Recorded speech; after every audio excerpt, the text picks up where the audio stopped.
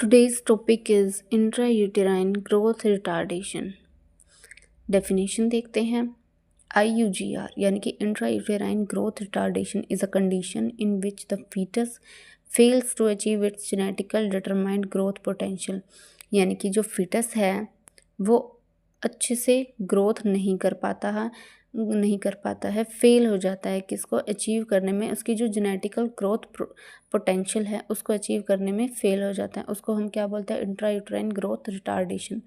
It is defined as estimated fetal weight below the 10th percentile for gestational age. यानी कि जो fetal wait है वो कम हो जाता है, वो below the 10th percentile for gestational as रह जाता है.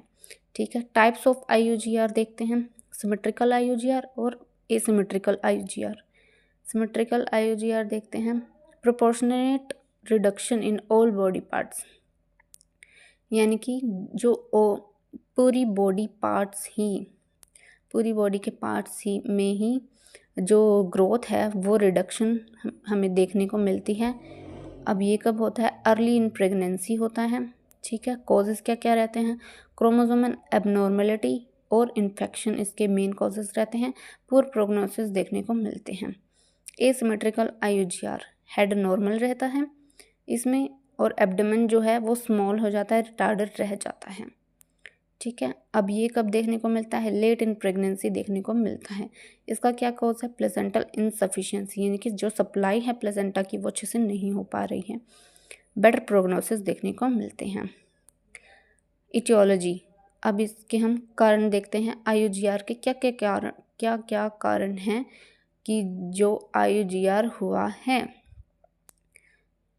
फर्स्ट इज 3 तरीके से कारण देखने को मिलते हैं. Maternal causes, fetal causes, placental cause.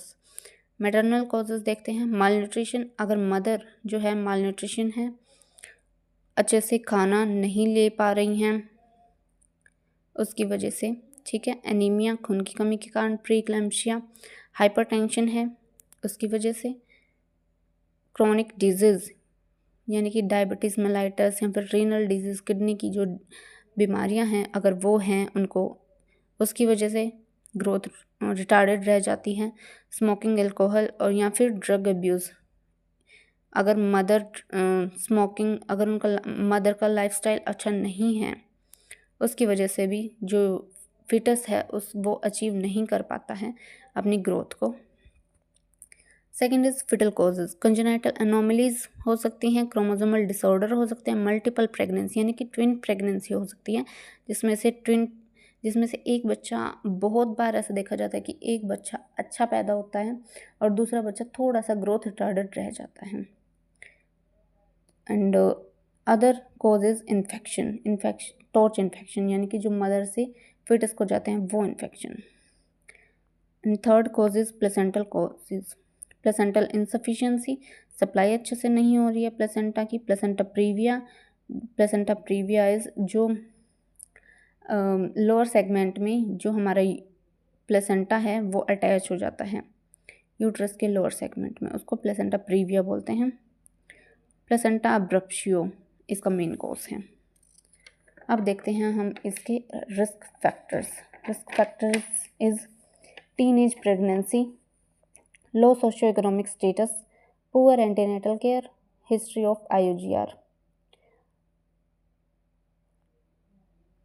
Clinical features यानी कि साइन एंड सिम्टम्स हम देखते हैं.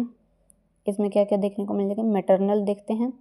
जो फंडल हाइट है, अगर ग्रोथ रिटार्डेड होगी, सिंपल सी बात है फंडल हाइट भी कम ही रहेगी, less than the gestational age.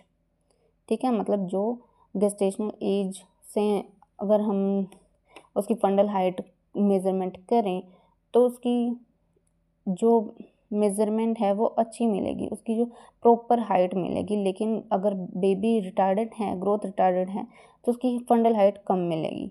ठीक है. तो इसमें ये हमें एक साइन देखने को मिलता है. पुअर मैटरनल वेट गेन देखने को मिलेगा.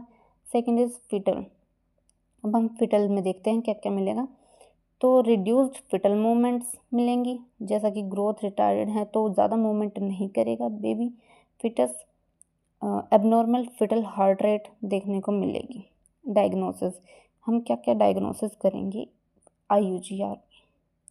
सिम्प्लिफाइज fundal height measurement, fundal height measurement करेंगे मदर की, अल्ट्रासाउंड करेंगे फिटल वेट देखने के लिए, एब्डोमिनल सर्कमफेरेंस और फ्लूइड एमनियोटिक इंडेक्स देखेंगे, डॉपलर स्टडी करेंगे, फिटल हार्ट रेट देखेंगे, अम्बिलिकल आर्टरी फ्लो देखेंगे और प्लेसेंटल सर्कुलेशन असेस करेंगे। अब इसमें कॉम्प्लिकेशन क्या क्या हो सकते हैं IUGR के, वो देखेंगे। फीटल कॉम्प्लिकेशंस हैं बर्थ एस्फेक्सिया देखने को मिलेगा, हाइपोग्लाइसीमिया देखने को मिलेगा, हाइपोथर्मिया देखने को मिलेगा, स्टिल बर्थ भी देखने को हमें मिल सकता है। मदर कॉम्प्लिकेशंस देखेंगे, increase risk of C section, यानी कि जो सिजेरियन सेक्शन है वो हाई रिस्क में चला जाता है। अब हम इसकी देखेंगे मैनेजमेंट में क्या क्या है। एंटीनेटल केयर, इसकी मैनेजमेंट कैसे कैसे करेंगे, एंटीनेटल केयर प्रोवाइड करके, एंटीनेटल केयर में क्या क्या है, एडिक्वेट न्यूट्रिशन प्रोवाइड करेंगे, ट्रीट एनीमिया या फिर हाइपरटेंशन है उसको ट्रीट करेंगे, बेड रेस्ट प्रोवाइड करेंगे, बेसिकली लेफ्ट लेटरल पोजीशन ही प्रोवाइड करेंगे, रेगुलर फीटल मॉनिटरिंग करते रहेंगे, रेगुलर एंटीनेटल चेकअप्स उनको प्रोवाइड करेंगे, उनको एडवाइस करेंगे कि आप चेकअप्स लीजिए और मॉनिटरिंग करेंगे। देखिए कैसे कैसी मॉनिटरिंग होगी, सीरियल अल्ट्रासाउंड, फीटल मूवमेंट्स और डॉपलर मॉनिटरिंग, जो कि पीछे बता चुकी हूँ मैं। डॉपलर मॉनिटरिंग करेंगे, फीटल मूवमेंट्स चेक करेंगे डायग्नोसिस में ही। नर्सिंग मैनेजमेंट देखिए अब क्या क्या हमें नर्सिंग मैनेजमेंट करनी है। मॉनिटर वाइटल साइन करेंगे, ठीक है, असेस फीटल मूवमेंट करेंगे और प्रोवाइड न्यूट्रिशनल काउंसलिंग करेंगे और जो डेंजर साइन है वो मदर को बताएंगे, उनकी फैमिली को बताएंगे, इमोशनल सपोर्ट प्रोवाइड करेंगे, साइकोलॉजिकल सपोर्ट प्रोवाइड करेंगे, prepare for possible pre term delivery. अगर ऐसी कोई बात है कि IUGR है और तो हमें उनको बता देना पहले कि प्री टर्म डिलीवरी भी हो सकती है, तो आप अपने दिमाग को तैयार रखिए, ठीक है। और के साथ साथ हम एडवाइस करना है कि अल्कोहल स्मोक वगैरह से दूर रहे, एक अच्छा हेल्दी लाइफस्टाइल अपनाए, ठीक है, और अच्छी आदतें अडॉप्ट करें। Thank you for watching and this is our complete intrauterine growth retardation. Thank you.